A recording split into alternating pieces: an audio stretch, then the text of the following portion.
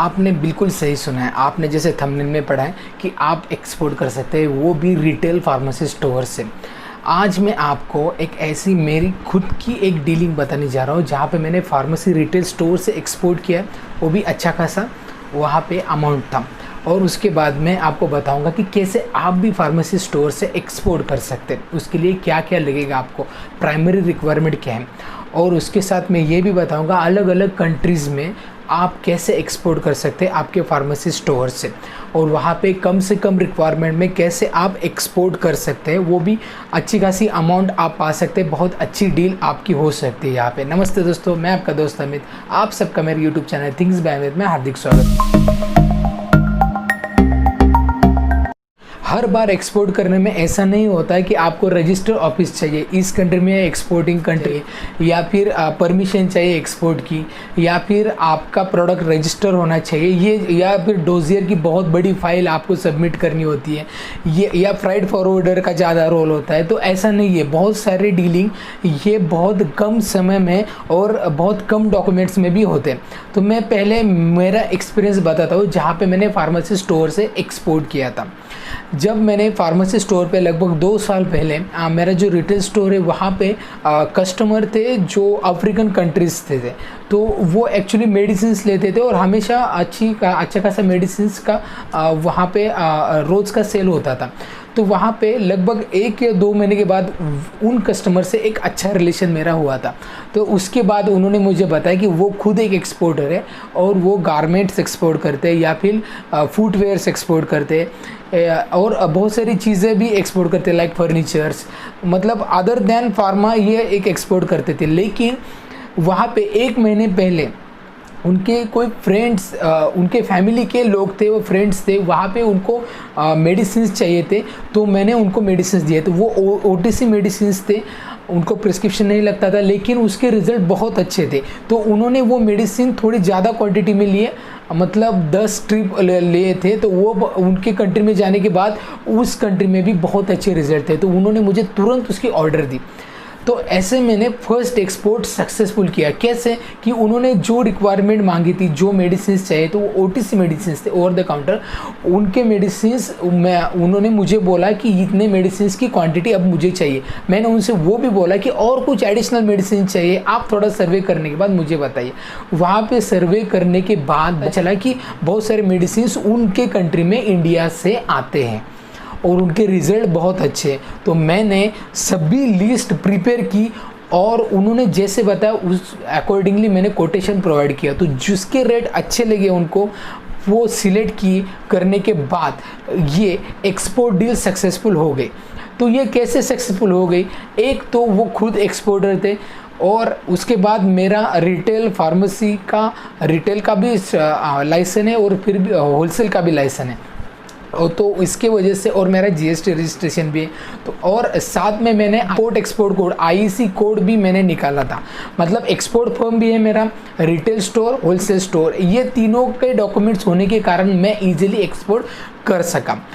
Actually यहाँ से start हुई एक्सपोर्ट की जर्नी।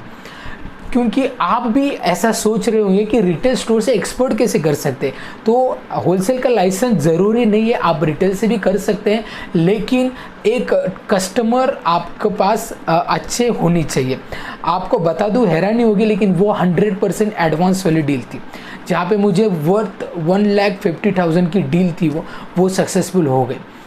तो ये हो गई मेरी कहानी। अब मैं आपको बताता हूँ कि कैसे आप एक्सपोर्ट कर सकते हैं अदर कंट्रीज़ में।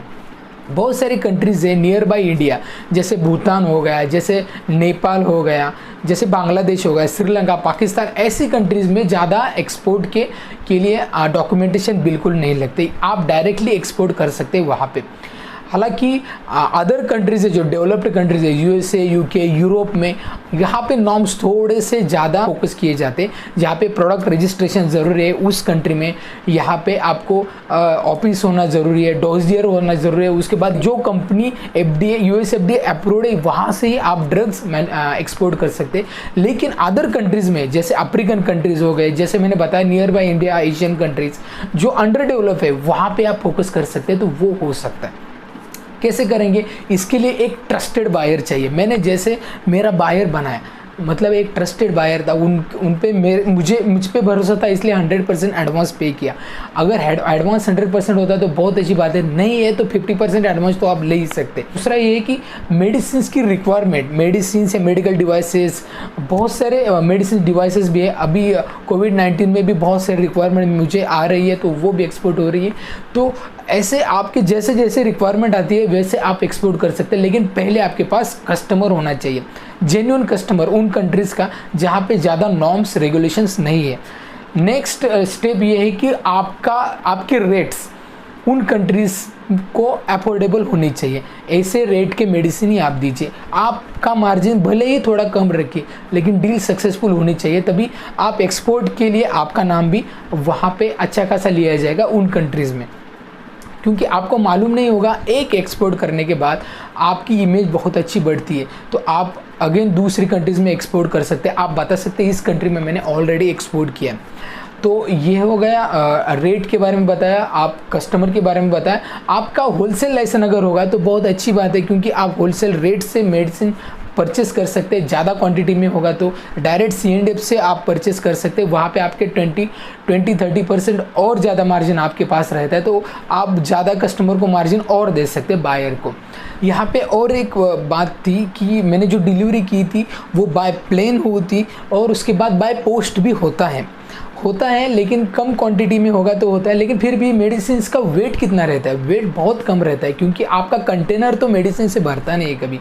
आपका इवन 1 बॉक्स जो होगा ना, फिर भी 50,000 की ऑर्डर मिनिमम होती है, तो वो बाय पोस्ट आप कर सकते हैं। मैंने वो भी किया था अफ्रीकन कंट्रीज़ में, वो बाय पोस्ट किया था, लेकिन उसको थोड़ा टाइम लगा था, लेकिन 100% एडवांस डील वो भी थी। तो ऐसे आप कस्टमर डायरेक्टली देख सकते, और उसके बाद ये मल्टीपल अपॉर्चुनिटीज़ हैं।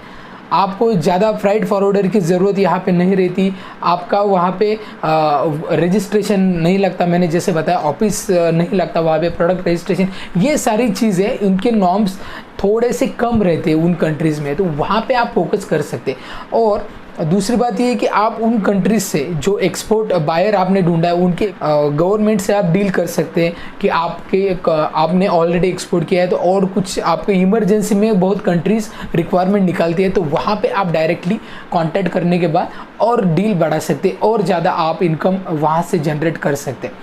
तो ये हो गया नॉर्मल कंट्रीज़ के बारे में, जहाँ पे नॉर्म्स ज़्यादा नहीं है, तो वहाँ पे फोकस कर सकते हैं। रिटेल स्टोर से आप वहाँ पे एक्सपोर्ट कर सकते हैं। तो उसके बाद मैं आपको बताता हूँ कि जो डेवलप्ड कंट्रीज है वहाँ पे करने के लिए क्या चाहिए। वहाँ पे आपको मैंने जैसे बताया रजिस्टर ऑफिस चाहिए, फ्राइट फॉरवर्डर आपको रखना है, उसके बाद IC कोड तो हर जगह लगता है, और उसके बाद ITC code, Indian code classification है, इसके अंतर्गत कौन सा प्रोडक्ट है ये आपको डिफाइन करना पड़ता है। HSC कोड रहता है, उसके क्लासिफिकेशन अंडर कोड कौन से कोड में एक्सपोर्ट कर रहे हैं ये डिफाइन करना पड़ता है।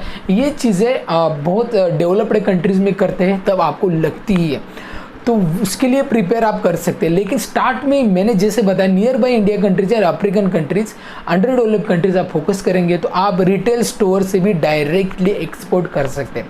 मैंने किया है, इसके एक्सपीरियंस मैं आपको बता रहा हूँ, क्योंकि मुझे ऐसा लगता है कि आप भी ऐसा कर सकते हैं। आपको और फर्दर गाइडेंस चाहिए तो मेरा ईमेल ID है, यहाँ पे आप कांटेक्ट कर सकते हैं। मैं आपको डिटेल में इंफॉर्मेशन दे दूँगा, जितनी इंफॉर्मेशन मुझे है इतने अपडेशन इंफॉर्मेशन दे दूँगा। तो आशा करता हूँ ये वीडियो आपको अच्छा लगा होगा, क्योंकि एक्सपोर्ट के लिए बहुत सारे लोगों का मानना ये रहता है कि आपके पास ज़्यादा इन्वेस्टमेंट चाहिए, आपके पास ज़्यादा टर्नओवर होना चाहिए, या फिर ऑफिस रजिस्टर होना चाहिए, बहुत डिफ़िकल्ट होता है। ऐसा बिल्कुल नहीं है।